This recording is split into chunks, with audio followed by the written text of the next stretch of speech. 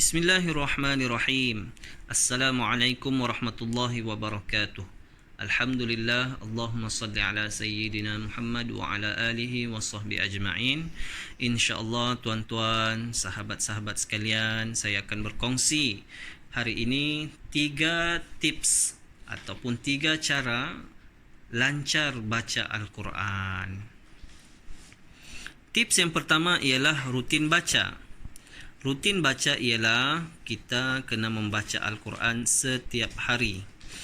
Tentukan masa untuk kita membaca setiap hari, contohnya selepas solat fardu subuh, ataupun selepas solat fardu asar, ataupun selepas solat fardu isya, ataupun tengah malam, mengikut masa yang disenangi ataupun pilih waktu yang tertentu. Baik, cara baca pula ialah 1 muka surat atau 2 muka surat ataupun mengikut makra'. Tips yang kedua ialah rutin dengar. Rutin dengar ialah cari mana-mana bacaan para qari yang terkenal di dunia seperti Syekh Mishari Al-Afasi ataupun Imam Masjidil Haram Syekh Bandar Balela. Dengan mendengar bacaan mereka, kita akan terikut dengan gaya bacaan mereka. Contohnya Syekh Bandar Balela, Alhamdulillahi Rabbil Alamin, Ar-Rahmanir Rahim, Maliki Yaumiddin. Itu contoh bacaan gaya Syekh Bandar Balela. Dan untuk rutin dengar ini, satu petua, semasa kita mendengar bacaan qari tadi, kita ambil penunjuk ataupun lidi ataupun pensel, kemudian tunjukkan ayat Al-Quran yang dibaca oleh qari tadi sambil kita mendengar, sambil kita tunjuk, dan bacaan tadi selari dengan apa yang dibaca, apa yang ditunjuk. InsyaAllah cara ini akan cepat untuk kita membaca Al-Quran dengan lancar, InsyaAllah. Tips yang ketiga ialah banyakkan belajar. Banyakkan belajar apa? Banyakkan belajar ilmu tajwid. Di dalam Al-Quran ada ilmu tajwid tentang hukum hakam bacaan Al-Quran.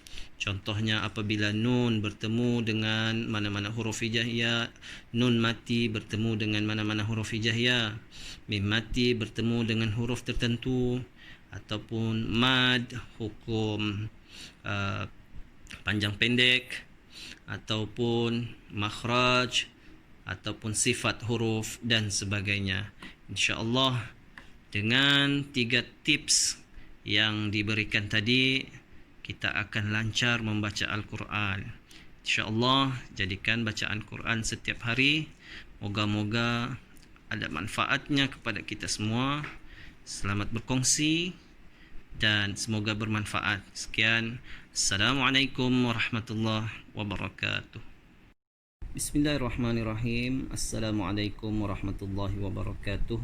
Alhamdulillah, Allahumma salli ala sayyidina Muhammad wa ala alihi wa sahbihi ajma'in. Tuan-tuan, sahabat-sahabat sekalian yang dirahmati Allah, InsyaAllah hari ini saya akan berkongsi tentang 4 tahap bacaan Quran.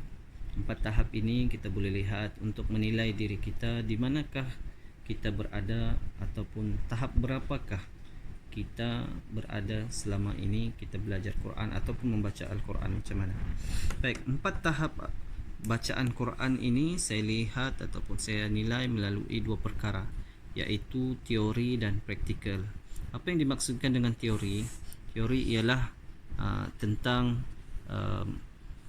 seseorang itu boleh menjelaskan tentang makhraj huruf, sifat huruf, ataupun hukum-hukum bacaan Al-Quran. Contohnya nun mati bertemu dengan huruf-huruf hijaiyah yang lain, ataupun hukum-hukum mad dan sebagainya. Manakala praktikal pula, praktikal dimaksudkan tentang bacaan Al-Quran dari segi kelancaran, ketepatan bacaan. Baik, untuk di tahap yang pertama ini kita lihat ada orang yang berada di tahap 1 ini teorinya tidak baik dan praktikalnya pun tidak baik. Maksudnya dia pun tidak boleh baca Quran. Ramai orang yang berada di tahap yang pertama ini. Baik, di tahap yang kedua,